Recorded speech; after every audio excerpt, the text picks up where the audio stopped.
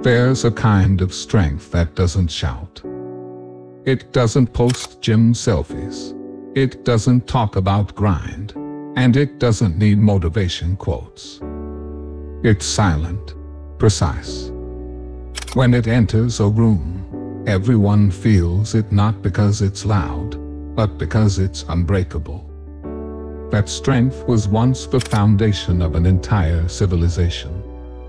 Japan, the land that turned discipline into an art form, and self-control into a religion. And at the core of it all stood Bushido, the way of the warrior. But Bushido wasn't designed to make men happy. It was designed to make them unstoppable. And the price of becoming unstoppable was the death of comfort, of softness, of excuses. Today, you'll learn how the ancient Bushido system forged men of terrifying resolve, and how you can resurrect that same spirit in the modern world. Chapter 1: The Broken Sword. It begins with a story. In the late 1500s, during Japan's Warring States era, a samurai named Hattori Ren was known as the man without hesitation. They said he could draw his sword before thought itself. But one day, after losing his master in battle, Ren broke. He stopped training. He questioned the point of loyalty, the meaning of the sword, even the existence of honor. One night, as he sat beside his unpolished blade, his old mentor approached him and said quietly, "A sword that is not used becomes dull. But a man who forgets why he sharpens it becomes rust." Ren asked, "What is left to fight for when everything is gone?" The mentor answered, "For the fight itself. Because the fight is what keeps the soul awake." That night, Ren picked up his sword again, not to serve a master, but to serve a principle. That principle was Bushido, the code of relentless refinement. And that's where our story begins, because Bushido isn't about war. It's about mastering the war within. Chapter 2: The Code of Death. Die before you act, and you will never die again. Once the samurai accepted this, their actions became frighteningly pure. No hesitation. No mental noise. No wasted motion. Just execution. And here's the uncomfortable truth. In our world today, most men never act because they're still bargaining with their fears. They want certainty before commitment. They want comfort before effort. But Bushido teaches the opposite. Certainty comes after you move. The warrior's first death isn't on the battlefield, it's in the mind. It's the death of the self that needs everything to be safe and perfect before taking a step. That's why the samurai began every morning by rehearsing their own deaths. Not to become numb, but to become free. They said, "When a man has set his heart right, there is nothing left to fear." This is the foundation of all Bushido discipline. The ruthless acceptance that life owes you nothing, and therefore, everything you do must come from inner command, not external reward. And once a man reaches that state, he becomes impossible to manipulate. He stops being motivated by pleasure or pain because both are irrelevant. He becomes a moving force of will. That's what the world calls unbreakable. But in truth, it's just untethered. Chapter 3: The Blade and the Body. Every warrior understood one thing. You cannot control the battle until you control the blade. And the blade was only as steady as the hands that held it. So the Bushido system began with the body. Every motion, from how they tied their sandals to how they bowed, was training. Precision wasn't aesthetic, it was spiritual. If you walked into a dojo in 16s Japan, you wouldn't hear shouting or loud music. You'd hear silence. The scrape of wooden swords. The whisper of fabric. The rhythmic breath of repetition. A samurai might perform a single sword cut the men strike thousands of times a day. Not for strength, but for purity of movement. Bushido discipline taught. To repeat is to remember who you are. Modern people think discipline is about motivation. It's not. Discipline is a relationship with boredom. It's the ability to do the same thing every day without needing it to feel special. Because mastery doesn't live in variety, it lives in refinement. Samurai didn't aim for improvement. They aimed for elimination. To remove every unnecessary motion until only truth remained. It's the same with your habits, your craft, your thoughts. Bushido says, do one thing until your soul disappears into it. That's how they turned even the smallest gesture, a bow, a cut, a sip of tea, into an act of meditation. When body and action become one, hesitation dies. And when hesitation dies, the man is born. Chapter 4: The Heart of Obedience. There's a word in Bushido that Westerners mistranslate constantly: chugi, loyalty. But it doesn't mean blind obedience to others. It means the total alignment of one's actions with one's chosen path. Loyalty wasn't about serving a master. It was about serving the mission. The samurai lived by the phrase, when your purpose is clear, decision becomes easy. The reason most men are weak today is because they have no code. They don't know what they serve. And a man who serves nothing will serve anything: his comfort, his impulses, his fears. Bushido demanded clarity before anything else. What do you serve? What do you protect? What would you die for? If you can't answer that, your discipline will always collapse the moment comfort calls your name. Because Bushido doesn't build discipline out of motivation, it builds it out of duty. Duty is heavier than emotion. It's not exciting, but it's unmovable. A samurai didn't ask, do I feel like training today? He asked, what does my duty require? And the answer was always the same: everything. This was the ruthless brilliance of Bushido. It took something as unpredictable as the human spirit and forged it into a tool that would not bend. Chapter 5: The Enemy Within. Every warrior eventually discovers that his greatest enemy doesn't wear armor. It wears his face. The samurai called this Naiteki Teki, the inner enemy. It's the voice that whispers, you've done enough. It's the part of you that wants applause before victory.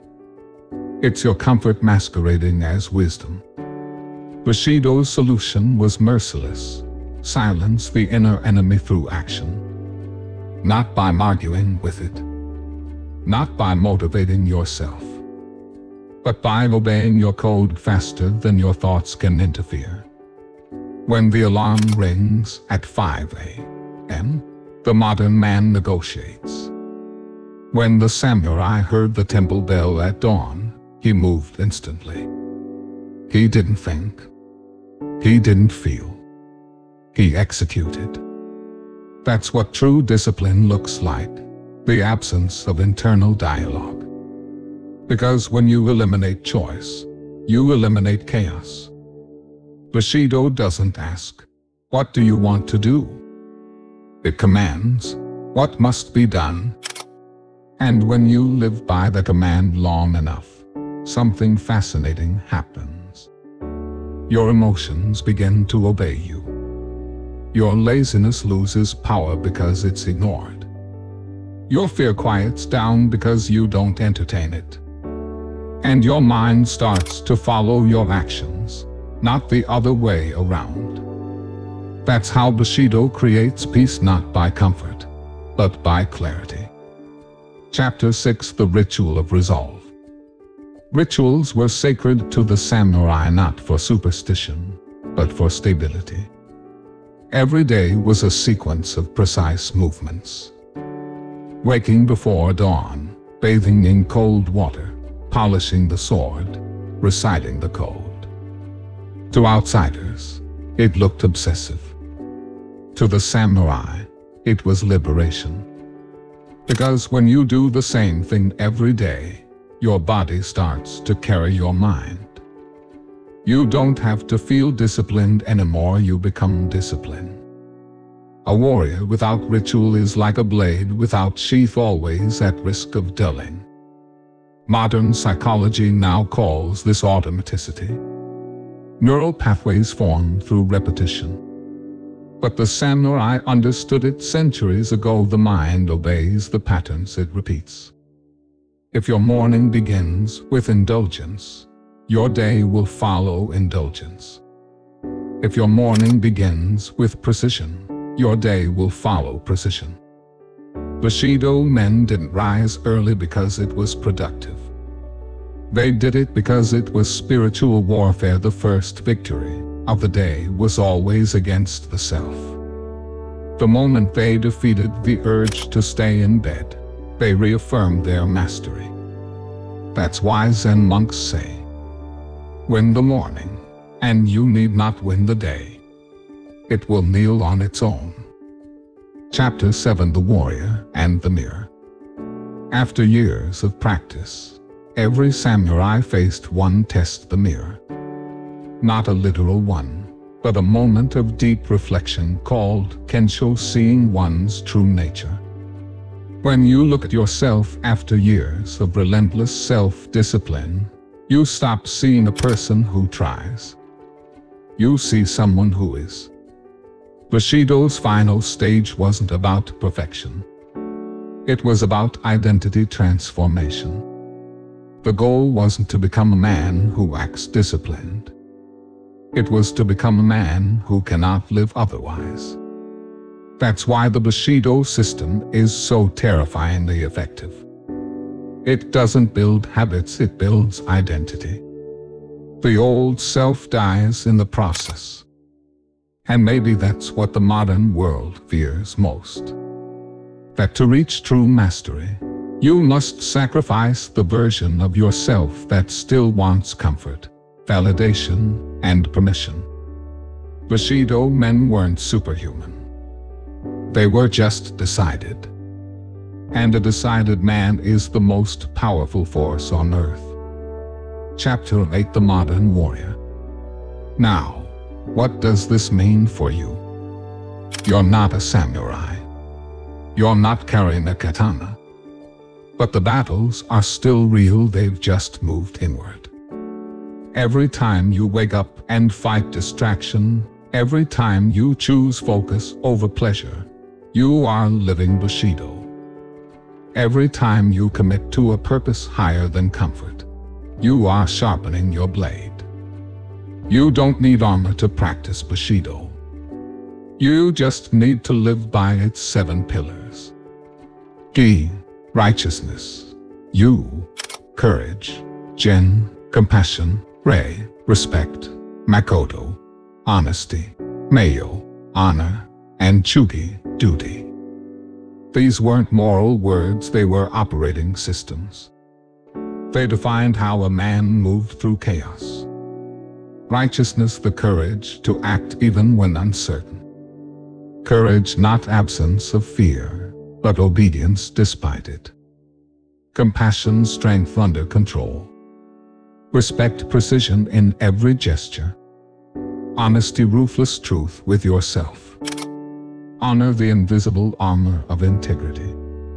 Duty, the act of doing what must be done, regardless of feeling.